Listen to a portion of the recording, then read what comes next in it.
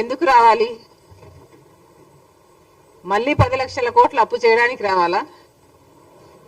ఎందుకు రావాలి? 10 లక్షల కోట్ల రూపాయలు అప్పు చేయడం కాకుండా, రాష్ట్రాన్ని అప్పుల పాలు చేయడం కాకుండా, మీరేమో ఋషి కొండలు కొండలు కొరిగేసి ప్యాలెస్లు కట్టుకోవడానికి రావాలా? కనీసం రాజశేఖర్ రెడ్డి గారి జలయజ్ఞంలోని ప్రాజెక్టులు పూర్తి చేయకపోతే, కనీసం ఉన్న ప్రాజెక్టులలో మీరు మరమ్మతులు మెయింటెనెన్స్లు కూడా చేయకపోతే గేట్లు కూడా తేలుతున్నాయండి. మళ్ళీ ఆ దుస్థితి చూడ్డానికి రావాలా? ఎందుకు రావాలి?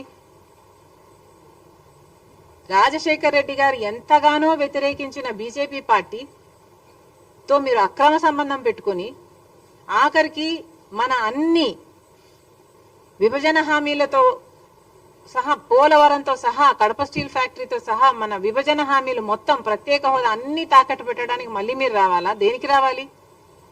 పూర్తి మద్యపాన నిషేధం అని చెప్పి మోసం చేయడానికి మళ్ళీ రావాలా?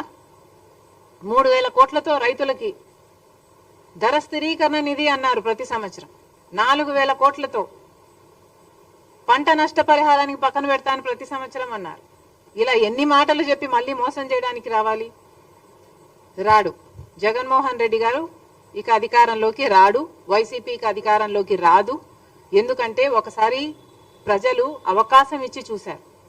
దేవుడు బంగారు పల్లెంలో అన్ని పెట్టి ఇస్తే అవకాశాన్ని ఎలా దుర్వినియోగం చేశారో ప్రజలు చూశారు. ఈరోజు వైసీపీ పార్టీ క్రెడిబిలిటీ కోల్పోయిన పార్టీ. కాబట్టి వాళ్ళు మళ్ళీ అధికారంలోకి వస్తారని మేము అనుకోవటం లేదు.